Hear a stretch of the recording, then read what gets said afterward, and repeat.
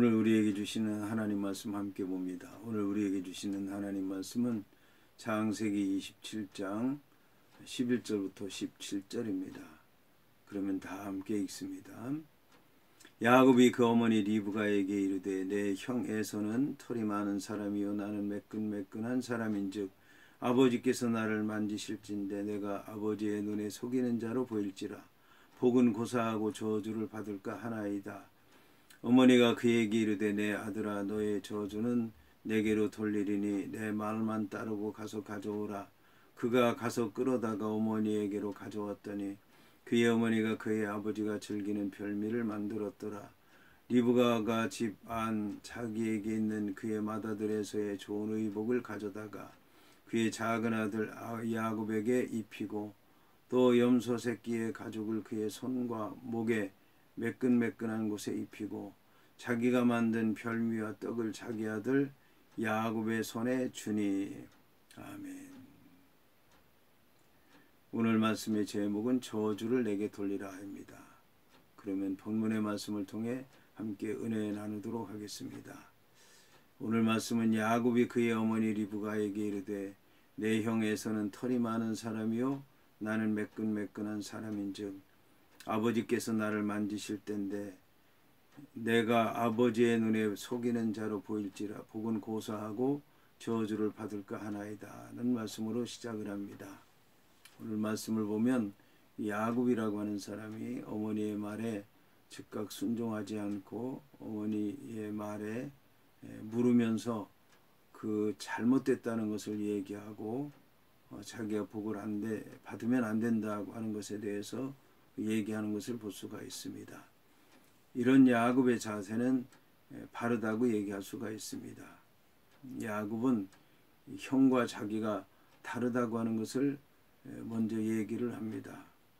그래서 이 다른 것 때문에 아버지가 만졌을 때에 나와 형이 다르다고 하는 것을 알게 되고 그러게 되면 이게 아버지 눈에 내가 이제 속이는 자로 보이게 될 것이고 복은 고사하고 저주를 받게 된다고 이제 얘기를 한 것입니다. 그런데 놀라운 것은 이 모든 것에 대해서 어머니가 아버지가 속을 수 있도록 그렇게 해주게 되는 것을 볼 수가 있습니다. 우선 이제 아버지 눈에 내가 이제 속이는 자로 보일 거라고 얘기를 하는데 아버지는 늙어서 눈이 흐려서 분별력이 없어서 알아보지 못하기 때문에 구분을 못하게 됩니다. 그 다음에 이제 만졌는데도 불구하고 구별하지 못하고 이삭이라고 하는 사람이 거기에 넘어가게 된다는 것을 알 수가 있습니다. 그리고 복은 고사하고 저주를 받을 것이다 라고 얘기를 하는데 놀랍게도 저주 대신에 복을 받는다라고 하는 것입니다. 그러니까 이 야곱이라고 하는 사람이 육신적으로 인간적으로 세상적으로 생각했던 이 모든 것들이 결국은 뒤바뀌게 된다라고 하는 것입니다. 여기서 이제 놀라운 섭리를 발견하게 되는데 이것이 바로 이제 야곱의 회개라고 얘기할 수 있는 것입니다. 야곱이라고 하는 사람은 자신의 행위가 잘못됐다고 하는 걸 얘기하는 것이고 그걸 어머니가 그렇게 이끌어서도 안 된다는 걸 얘기하게 된 것이고 아버지로부터 저주를 받으면 안 된다라는 것을 이제 고백하게 된 것입니다. 이것이 어떻게 보면 야곱이 있는 그대로 얘기한 것이긴 하지만 그러나 이것이 잘못된 것을 얘기한 것이기 때문에 회개한 것으로 볼 수 있을 것입니다. 그런데 놀라운 것은 어머니가 그에게 이르되 내 아들아 너의 저주는 내게로 돌리리니 내 말만 따르고 가서 가져오라. 여기 이제 리브가라고 하는 여자는 만일 이제 너에게 저주가 돌아갈 것 같으면 그 저주를 내게 돌리라고 얘기를 한 것입니다. 놀라운 것은 이 저주, 리브가가 한 저주가 그대로 리브가에게 임했다라고 하는 것입니다.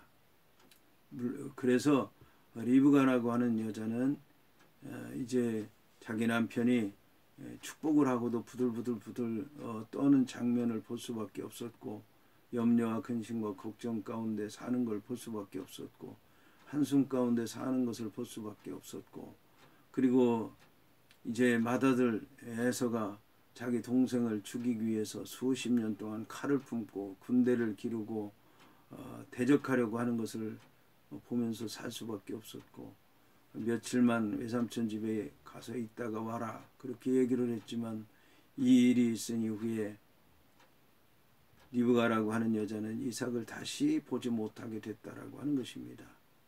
한 영혼을 살리기 위해서 자기의 모든 것을 포기하고 저주 가운데 있으면서 이제 고통과 또 한숨과 어려움 가운데 이제 살게 된 것입니다. 그러나 이것이 믿음의 길이기 때문에 그 여자가 선택한 것이고, 아마 그런 고통이 있었으리야 할지라도 그는 믿음으로 잘 이겨나갔으리라 여겨집니다. 참으로 한편으로는 복된 길이지만, 다른 한편으로 볼 때는 이런 저주의 길을 알면서도 감당한다는 것이 의아하기도 합니다. 여하튼 이제 그래서 어머니 말대로 이 아들 야곱은 가서 끌어다가 어머니에게로 가져왔더니 어머니가 그의 아버지가 즐기는 별미를 만들었다는 것입니다. 리브가 같이 자기에게 있는 그의 맏아들 에서의 좋은 의복을 가져다가 그의 작은 아들 야곱에게 입히고, 또 염소새끼의 가죽을 그의 손과 목에 매끈매끈한 곳에 입혔다는 것입니다. 놀라운 것은 자기 아들 에서의 옷을 야곱에게 입혔는데, 놀라운 것은 목이라든지 손목, 이렇게 부드러운 곳, 아버지가 가까이 대할 수 있는 그런 곳은 이제 자기가 잡은 그 염소를 통해서 그 모든 것을 둘렀다라고 하는 것입니다. 그러니까 껍데기 형식은 비록 에서지만 그 속은 야곱의 것으로 채우려고 하는 그 어머니의 믿음의 모습, 사랑의 모습, 이 소망을 가진 그 모습을 볼 수가 있습니다. 그래서 결국 자기가 만든 별미와 떡을 자기 아들 야곱의 손에 주어서 아버지에게 드리도록 했다라고 하는 것입니다. 오늘 말씀을 통해서 역시 우리 이제 하나님 믿는 백성들은 많은 생각을 할 수밖에 없습니다. 정당한 방법으로 정당하게 하나님의 뜻을 이루기 위해서 우리가 그 길을 가야가면 좋겠지만, 우리 이제 세상에 사는 동안에 많은 죄를 짓고 인간들끼리 부딪히면서 하나님의 뜻을 이루지 못하고 육신의 소욕을 따라서 사는 동안에 정욕에 빠지기 쉬웠던 우리들이 하나님 앞에 은혜 받으러 갈 때 어떤 모습으로 가야 되는가, 오늘 야곱의 모습, 어머니의 모습, 이런 모습을 통해서 많이 생각하게 됩니다. 그럼에도 불구하고 하나님께서 우리와 함께 하시고 우리를 통해 역사하시고 우리를 주의 길로 인도하신다는 그 귀한 주님의 뜻 기억하면서 감사하는 마음으로 살아야 될 줄로 믿습니다.